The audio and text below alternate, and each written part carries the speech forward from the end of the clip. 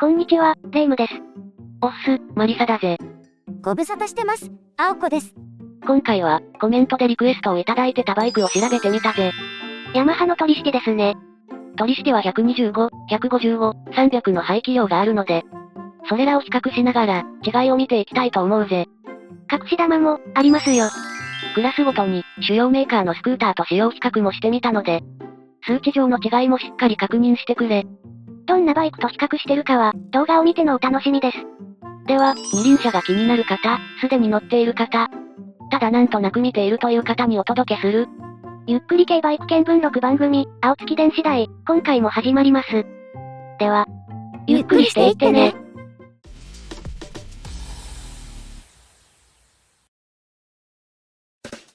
今回のお話はこんな感じだ。じゃ、始めるぜ。まず、取引全体的な話だが、なになに？同クラスと比べて、車両価格は高い。フロントにタイヤが2つありますからね。部品代も工賃も全部2倍2倍ですしね。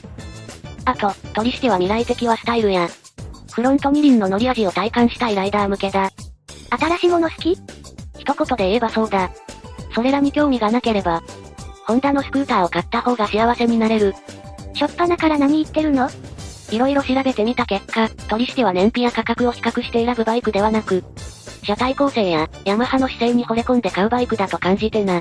まあ、人それぞれですけどね。前置きが長くなったが、そんな心構えで見てほしい。まずは末っ子、原付西クラスの取引125のスペックだぜ。先日、2021年モデルの発表があったな。パワーアップしたの？してないよ。イエローとマットグレーが新色として追加されたな。レッドやブルーじゃなくて、イエローなんですね。最近はあまり見かけないカラーだ。残念ながら。ゆるキャンコラボで登場してたライトブルーは追加されてないな。ゆるキャンだけでなく、いろんな漫画とコラボしてましたね。でもレース系がなかったので、ちょっと残念でした。取引のエンジンは、ホンダからの OEM 提供でしたっけ？取引のエンジンは違うな。ホンダとヤマハの共用は、原付一種での話だ。125cc は原付2種だから対象外だな。ヤマハの小型スクーターのエンジンは、ブルーコアという設計思想を取り入れてる。ブルーノア？それは宇宙空母。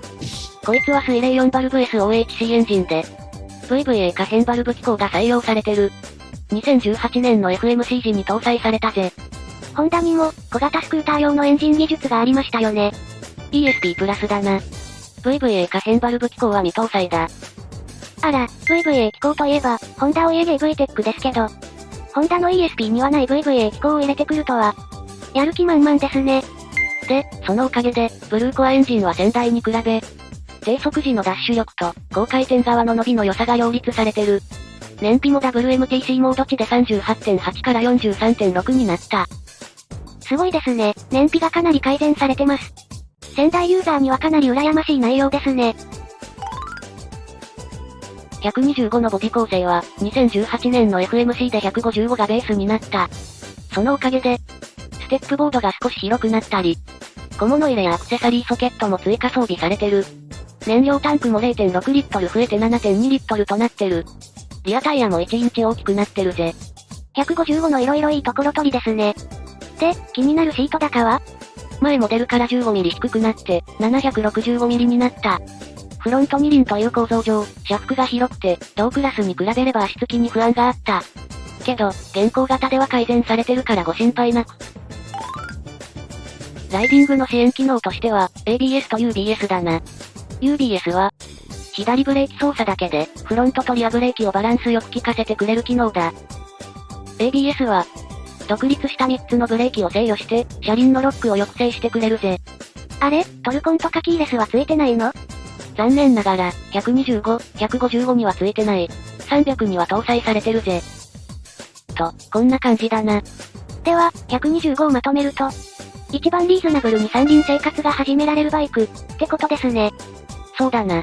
通勤通学や街乗りで使い倒すには最適なバイクだな。より安く買うなら、ASB レスモデルを選ぶ手もあるから、そちらも検討してくれ。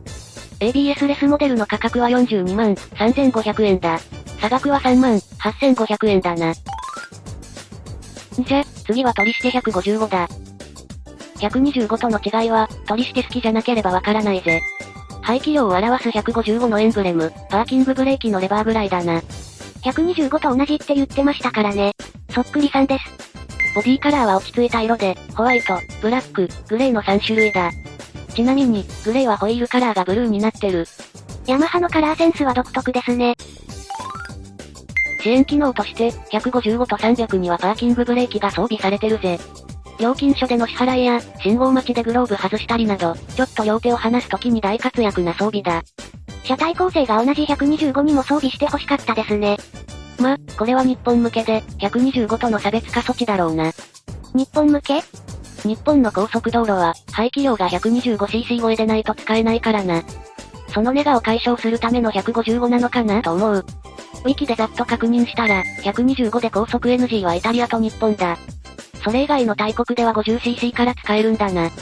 大和小を兼ねる的な感じですか？そうだな。確かに使えますが、実用的ではないかも、ですね。エンジンは125と同じ、ブルーコアエンジンを搭載してる。総排気量は 124cc から 31cc のアップで、3馬力アップしてる。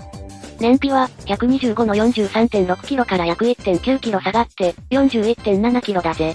数値で比較すると、125との差はあまりないようですけど。実際はどうなんでしょうか？乗り比べると、その差は体感できるみたいだな。低速トルクが増してる、って記事を見かけるからな。燃費は大して変わらないから。中面や大型を持っているなら、車検不要でメインバイクと同様に使える155がおすすめだ。こんなところだな。最後は300だ。ちょっと待った。あ、マリサ、あれを忘れてない？あれ？ 125と155には、屋根付きで名前がかっこいいやつがあるじゃないですか。あ、あれか、シューティングスターだな。それはミニ四駆。シューティングブレークだな。そうそう。YSP 横浜戸塚から発売されてるトリシテのオリジナルパッケージモデル。標準車との違いは、トリシテに帝都産業製のルーフとボックスが取り付けられ、コンフォーテ製のオリジナルパーツでドレスアップされてるぜ。オリジナルパーツって何が付いてるんでしたっけ？公式サイトの画像でチェックしたところ、レッグシールドや、ワイドバイザー、オーバーヘッドシェルフだな。さらにオリジナルカラー塗装もあって、目立ちこと間違いなしだ。価格は車体価格込みで、125は83万、155は85万だな。ちなみに、ルーフキットだけなら帝都産業から発売されてるぜ。お仕事感満載ですね。ま、ルーフの用途は業務車両向けだからな。このルーフを使い、お仕事感をなくしてかっこよくして、室外レジャー向けにカスタマイズされたのが、シューティングブレークってわけだな。ただ、現時点で YSP 横浜戸塚の製品ページの画像は、マイチェン前の車体への取り付け写真のみなので、現行型への取り付けについては確認した方がいいですね。最後はトリシテ300だ。125と155のオーナーが次に乗りたいトリシテは何か？という想像から生まれたバイクなんですよね。そうだな。LMW をより便利に快適に使えるように、現行の上級モデルとして企画されたモデルだな。上級モデルって、どういうこと？内見じゃないの？それは何でも上級すぎるだろ。155の次が内見なんて。大きな違いは、排気量アップとそれに合わせたデザイン、車体構成の変更だな。順当に行けば 250cc や 400cc を設定するところだが、300cc としたところがミソだ。YZF-R25 でも、250の次は 300cc としてますね。これは、燃費や車両重量を鑑みての判断らしい。ヤマハの 400cc エンジンは SR 消滅でなくなるし、仮に 400cc で LMW 構造にすると、リッター級の重量や燃費になってしまう。重いし大きいし、普段の使い勝手は一気に低下しそうですね。そうだ。スポーツ性があって大排気量ってのは内見が担ってるから、日常の使い勝手が悪くならないギリギリのところ、300cc となったんじゃないかな。車体構成についてだが、300の LMW 機構は、125や155の有用じゃないんだって。内見由来の LMW テクノロジーなんだって。どういうこと？排気量が300にアップし、速度域がアップしてるから、コーナーでの車体の倒し込みもスムーズさが求められる。そこで、より深いバンク角を得れる内見に搭載されてる機構、LMW アッカーマンジオメトリを採用し、バンク角を38度から45度に変更してる。じゃ、デザインやフレームも内見譲りなんですか？違うな。内見の 845cc エンジンと、それを受け止めるフレームは、300cc にはオーバースペックだ。なのでボディ構成は XMAX300 を再設計して利用してるぜ。もう一つの大きな違いは、スタンディングアシストだ。これ、あくまでアシストなんですよね。スタンディングアシストを作動してるのに、トリシティが倒れる動画も見かけましたし。そうだな。俺も最初は、三輪だったら自立するはずじゃんって思ってて、なぜ倒れるのか不思議だった。ま、それには理由があるわけだ。その理由は？超簡単に言えば、サスペンションが動くからだ。簡単すぎません。じゃ、もう少し詳しく話すぜ。トリシティはバイクだ。車体を傾けて曲がるよな。そうですね。車も多少傾くけど、それはタイヤの接地面を調整するためだ。バイクの場合、車体がどちらかに傾き続ければ、片側のサスペンションは縮み、そのうちバランスが崩れて車体が倒れる。じゃ、サスペンションを固定して、片側に縮まなくすればいいのでは？その通りだ。でもトリシティが固定するのは、LMW 機構部分だけだ。なんで？駐車時は移動時など、バイクを動かす時の使い勝手を考えた結果だ。例えば切り返しの時とかに車体を前後に揺らして、反動で車体を動かしたりするだろ？そういった二輪特有の動きができなくなるデメリットや、違和感をなくすためだな。それなら、流行りの IMU で姿勢をモニターし、電子制御でサスペンションで固定すればいいのでは？技術的には可能だろう。でもその分は価格に跳ね返ってくるぜ。実用域では十分な機能を求めた結果だな。ホンダなら搭載しそうですね。これを理解した状態で、トリシティが倒れる動画をもう一度見てみると。バイクを止めた時、車体がすでに傾いてますね。そうだ。ライダーが車体から降りたら、重心は片側に移る。それに合わせてサスペンションも動いてしまい。転倒ってことですか？多分、普通のスクーターだと、サイドスタンド出して止めた時に傾きに気づいて止める場所を変えたと思う。トリシティはロック機構が作動して少し耐えてくれたけど、結局ダメでした。ってことですね。ま、これからの進化に期待、ってところだな。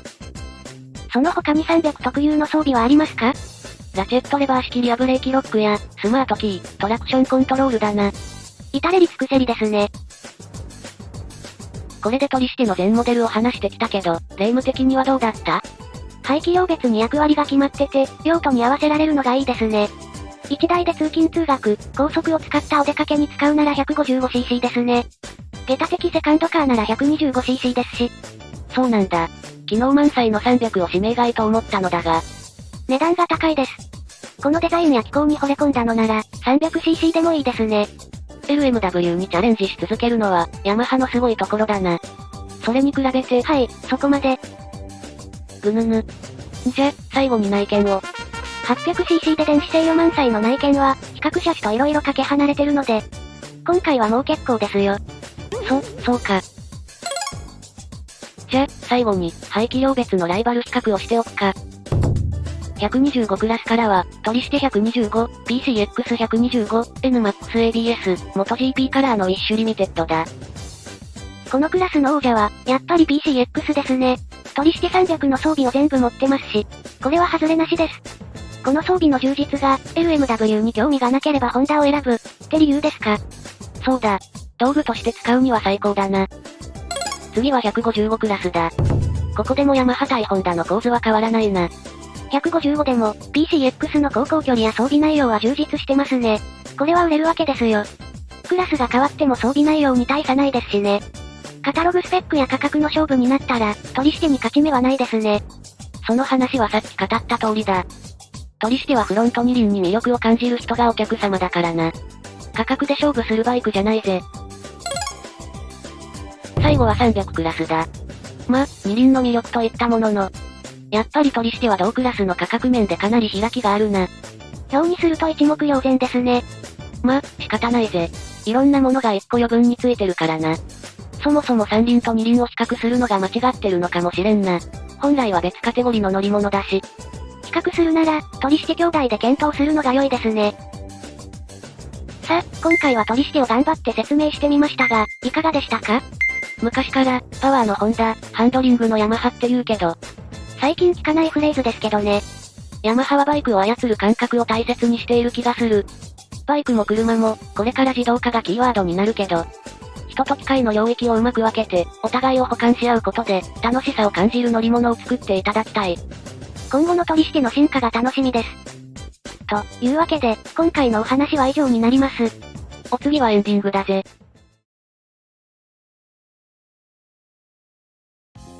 こんにちは、あおこのバイクニュースのお時間です。今週は、バイクイベント情報をお届けします。お、どんなイベント？ 5月1日土曜日は、全国のライダー集まれ。ゴールデンウィークのバイクの祭典、バイク2021鈴鹿サーキットのお知らせです。どんなイベントなの？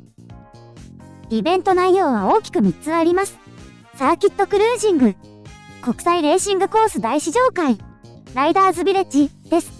チケット代は2500円で、サーキットクルージング代が含まれてます。サーキットクルージングは、鈴鹿サーキット国際レーシングコースを自分のバイクでクルージングできます。記念写真撮影もあって、1枚1000円での販売です。別料金か。国際レーシングコース大試乗会の参加費は、1回500円です。まだ、試乗車の発表はありませんが、過去には、KTM やウラルなど、レアなバイクもありました。試乗会受付は先着順で、人気車種は即終了します。お目当ての車種がある人は、誓約書を公式サイトからゲットして前日に記入し、当日は受付ブースにダッシュです。ライダーズビレッジは新型車展示やパーツ展示です。その他、トークイベントもありますよ。ゴールデンウィークのお出かけ先の一つに、ぜひ、いかがでしょうか？今回のバイクニュースは以上になります。で、主は行くの？もちろんだ、今年初のバイクイベントなので、超楽しみにしてるぜ。当日券はないから、前売り購入が必須だからな。では、今回はこの辺で。それでは、See you!